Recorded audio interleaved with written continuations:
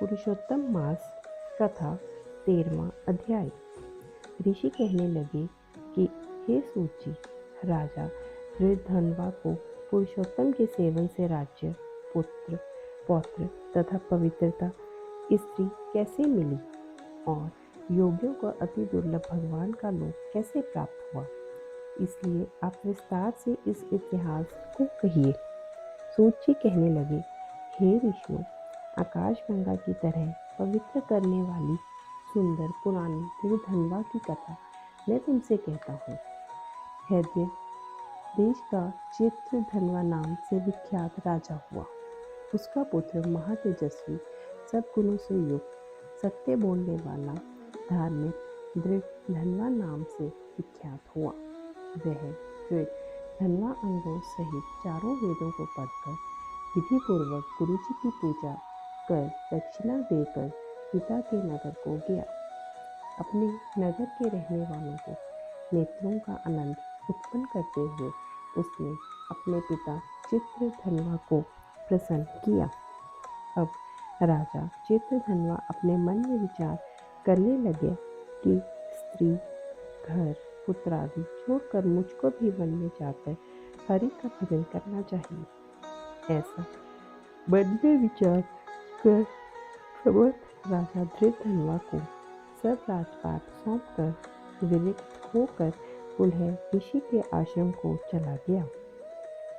वहां जाकर तप करने लगा।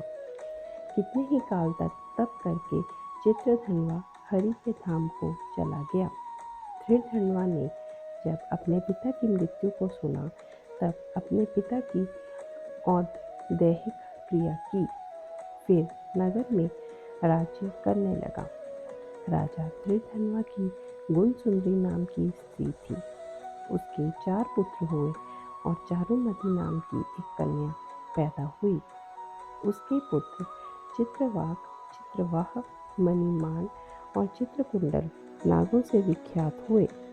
श्री नारायण कहने लगे कि समय सोते हुए उस राजा के मन में यह विचार उत्पन्न हुआ कि मेरा यह सब वैभव किस पुण्य के प्रभाव से हुआ। न मैंने कोई तप किया, न दान दिया, न कुछ हवन किया। अपने इस भाग्य का कारण किससे पूछूं? इसी विचार में राजा की सारी रात्रि व्यतीत हो गई। प्रातः ब्रह्म मुहूर्त में उठकर यथा विधि स्नान आदि करके खड़ा होकर उदय होते हुए सूर्य को अर्घ देकर ब्राह्मणों को दानादि देकर सदा नमस्कार करके वह राजा घोड़े पर चढ़कर तत्काल शिकार के लिए वन में गया। वहां उसने शिकार किया। उसी वन में राजा धृतधनवा के बाण से घायल होकर एक मृग दूसरे वन में भाग गया। घायल मृग के शरीर से गिरते हुए रुधिर के निशानों से राजा धृतधनवा भी उसके पीछे पीछे गया, पर थोड़ी देर में मृग राजा की निगाह से ओझल होकर कहीं छिप गया। राजा प्यास से व्याकुल होकर फिरते फिरते सागर के समान एक सरोवर को देखा। वहां पर तत्काल जाकर उसने पानी पिया। वहीं उसने अत्यंत घनी छाया वाला वट का वृक्ष देखा। उसकी जटा में घोड़े को बांधकर राजा वहां बैठ गया। वहां पर वाणी बोलता हुआ तोता आया। राजा को अकेले बैठा हुआ देखकर वह शुक बार बार एक ही श्लोक बोलता रहा। तू पृथ्वी में अत्यंत सुख को देखकर सार वस्तु को नहीं विचारता तो कैसे पार पहुँचेगा।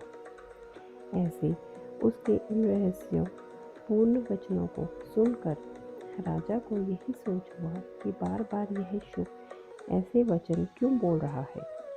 क्या वह शुकदेव जी हैं? मुझ मूड को संसार सागर में डूबे हुए देखकर मुझको श्री कृष्ण का भक्त समझकर मुझ पर कृपा करके उद्धार करने को आए हैं। वह इसी विचार में था कि पीछे से उसकी सेना आ गई।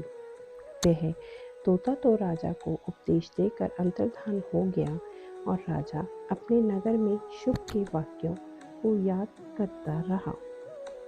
जय श्री हरि।